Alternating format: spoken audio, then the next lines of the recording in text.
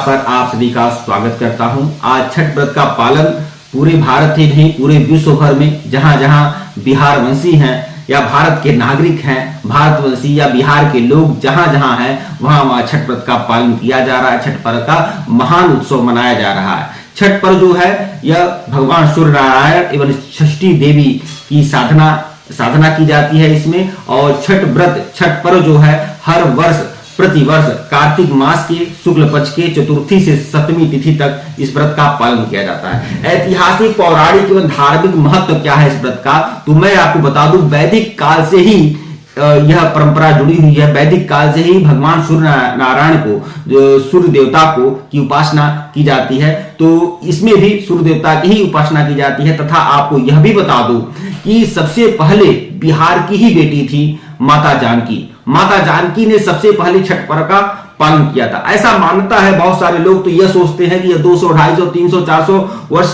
पहले से यह छठ व्रत मनाया जा रहा है, जबकि इसका जो तार जुड़ा हुआ है, इसका धार्मिक, पौराणिक और ऐतिहासिक महत्व है। वैदिक काल से ही इसकी परंपरा जुड़ी हुई है। सबसे पहले ऐसा माना जाता है कि बिहार में एक जिला है मुंगेर, तो मुंगेर में गंगा नदी के तट पर सबसे पहले माता जानकी ने अर्घ दिया था और छठ व्रत का पालन किया था। ऐसा भी माना जाता है कि जब भगवान श्री राम, माता जानकी और लक्ष्मण जी वनवास में थे तो चित्रकूट में भी माता जानकी ने छठ व्रत का पालन किया था। जब सभी लोग राम दरबार के सभी साथी अयोध्या आते हैं तो अयोध्या वासी जो है वह हर्षोल्लास के साथ दीप जलाकर राम जी, लक्ष्मण जी और सीता मैया का स्वागत करते हैं। और उसके 6-7 दिन बाद माता जानकी छठ व्रत का पालन करती हैं। उसके कुछ दिन बाद उनको वाल्मीकि आश्रम में जाना पड़ता है, जहां पर लौ और कुश का जन्म भी होता है।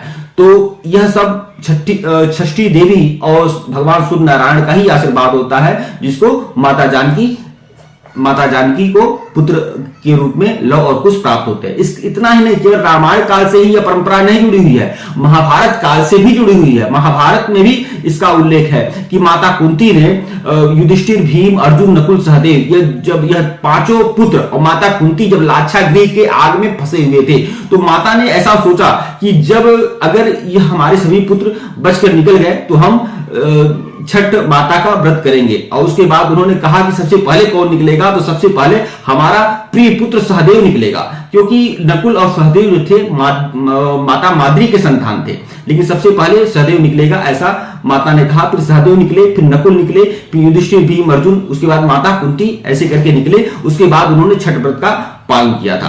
तो छठ व्रत जो है ये रामायण, महाभारत, भविष्य पुराण, हरिवंश पुराण, विष्णु पुराण